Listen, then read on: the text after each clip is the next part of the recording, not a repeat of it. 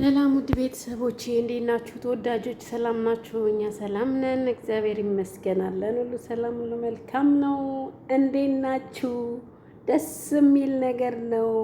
እኔ በጣም ደስ ብሎኛል። አንደኛ ነገር ደስ ያለኝ ኤፍራታ ከናታን ጋር አሪፍ ጊዜ ማሳለፏን ክብረ ንጽህናዋን ለናታንዬ ሰጠችው።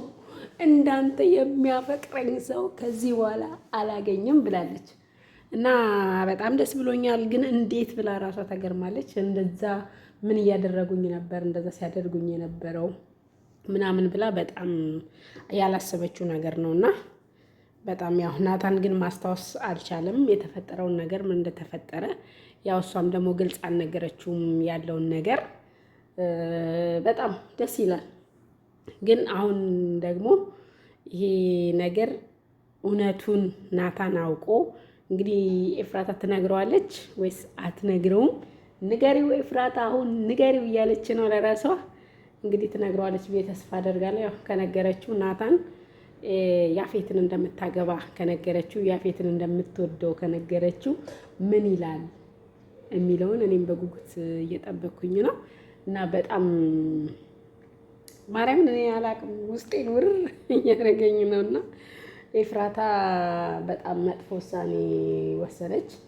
ግን እንደኔ ለናታን ብትነግረው ያለውን እውነታ ብታስረዳው ከፖሊሶች ጋር እየሰራች ነው ያለውን ነገር ለፖሊሶች ብትነግራቸው መፍትሄ ይገኛል ብዬ አስባለሁ። ሁሉም ነገር ከተነጋገሩበት መፍትሄ የማይዝ ነገር የለምና ኤፍራታ አጥፍታለች ብዬ ነው የማስበው። እዚህ ጋር መናገር ነበረባት። ቢያንስ ለሱ መስዋዕት መክፈል ማለት እሱን እንደዚህ ጎድቶ እንደዚህ ወሽመጡን ቆርጦ ምናምን ነገር አይደለም። በቀላሉ በቃ አልፈልግም፣ አንተን አልወድም፣ ወዶ ሰው አለኝ ምናምን ነገር ብሎ ሳይሆን ያለውን ነገር በወንበር ዙሪያ ተወያይቶ እሱም ያጠፋውን ጥፋት በምክንያት እንዲህ እንዳደረገ ነፍሰ ገዳይም ከሆነ ናታን ጥፋተኛ ከሆነ መቀጣት አለበት።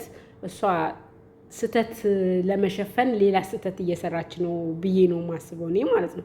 ምክንያቱም እሷ ናታንን ለማዳን የዛ የሞቶ አይደለም ልጁ ግን አልሞተም። ያው እሱ ያፌት ያቀናበረው ቅንብር ነው ይሄ ነገር ማለት ነው። ግን እንደዛ መሆን የለበትም። ቢያንስ ኤፍራታ ራሷን አሳልፋ ለሱ ሚስት ለመሆን ከመፍቀዷ ይልቅ ይሄን ነገር ከሰዎች ጋር ማውራት ባጠገቧ በአቅራቢያዋ ካሉ ሰዎች ጋር መነጋገር ስትችል ማይሆን ውሳኔ ወስናለች። እንግዲህ ይህንን ውሳኔ ደግሞ ሉሊትና ፖሊሷ ታከሽፈዋለች ወይስ አታከሽፈውም? አላቅም። እንደኔ ቢከሽፍ የሰርጉ ፕሮግራም ቢቀር ደስ ይለኛል። ናታን ሁሉንም ነገር ቢያውቅ ፖሊሶቹም ቢያውቁ ያለውን ነገር ቢያደርጉ። ኤፍራታ ይሄን ነገር ካደረገች ብዙ ነገሮች ነው የሚበላሹት። የያዘችው ዓላማ የያዘችው እቅድ ሁሉ ይጠፋል እና ያ እንዳይሆን ደግሞ ኤፍራታ ለጽዮን ራሱ ብትነግራት፣ ጽዮንም አሁን ወደ እሷ ላይ ተነስታባታለች፣ እሷን መጥፎ ሰው አድርጋታለች ምናምን ነገር እና እውነት እኔ በጣም እንትን ብሎኛል። ግን ኤፍራታ የወሰነችው ውሳኔ ተገቢ ነው ብዬ አላምንም። ምክንያቱም ትክክለኛ ውሳኔ አይደለም። እንደዚህ አይነት ውሳኔዎች ለሌላ ገቦችም ማለት ነው ኖርማል ሰዎች ይሄ ድራማ ሆኖ ነው። ድራማ የሆነው ደግሞ ለማስተማር ስለሆነ ብዙዎቻችን ከሰዎች ደብቀን የምናደርጋቸው ነገሮች ዋጋ ያስከፍሉናል።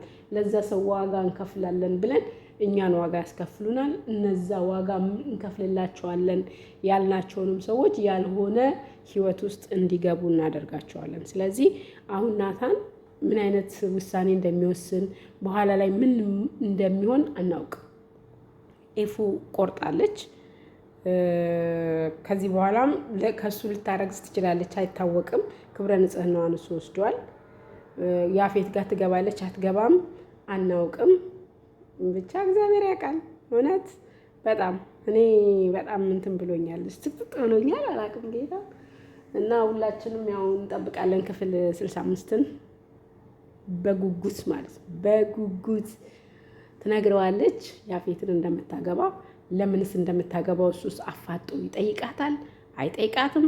እንግዲህ አብረን የምናየው ይሆናል። ኤፍራታ ነፍስየዋ ተጨንቃለች። እዚህ ጋር የምትወደውን ሰው እያጣች ነው። እዛ ጋር ለምትወደው ሰው ብላ የማትወደውን ሰው ልታገባ ነው። ያደረገችው ነገር እኔ አግባብ ነው ብዬ አልፈርድም። አግባብ አይደለም፣ ትክክል አይደለችም። ቢያንስ ይህን ነገር ናታን ወንጀል ሰርቶ ከሆነ ታስሮም ቢሆን ወንጀሉን መቀጣት አለበት። የአፌት ወጥመድም ከሆነ ደግሞ አፌት ራሱ በቆፈረው ጉድጓድ ራሱ ይገባል ብላ ማመን ነበረባት። አቋም የላትም። ሁል ጊዜ ነገሮችን በራሷ መንገድ ለመፍታት የምትፈልግ ሴት ናት። እንደዛ መሆን ደግሞ የለበትም። መወሰን አለባት። ከምትወደው ሰው ጋር መነጋገር አለባት ብዬ አምናለሁ ማለት ነው። እኔ ግን እሷ የማይሆን ውሳኔ ወስናለች። ወዲያም አለ ወዲህ ግን ይሄ ሁሉ ጊዜ ስትንገላታበት የነበረችውን ክብረ ንጽህናዋን ለምትወደው ሰው ሰጥታለች። ሁሌም እንደምትወደው ነግረዋለች። እንደሱ የሚወዳትም እንደሱ የሚያፈቅራትም ሰው እንደማታገኝ ነግረዋለች። ግን ያፌት ያን ማስታወስ ስላልቻለ ምን እንደተፈጠረ እንኳን ማስታወስ ስላልቻለ አናውቅም። እንግዲህ መጨረሻው እውነታው ምን እንደሚሆን ኤፍራታ ከነገረችው በኋላ ምን እንደሚፈጠር እናያለን አብረን ማለት ነው። እና ውድ ቤተሰቦቼ ሁልጊዜ ስለ ሼር ላይክ ስለምታደርጉልኝ ሰብስክራይብ ስለምታደርጉኝ አመሰግናለሁ። አሁንም አብራችን ቀጥሉ።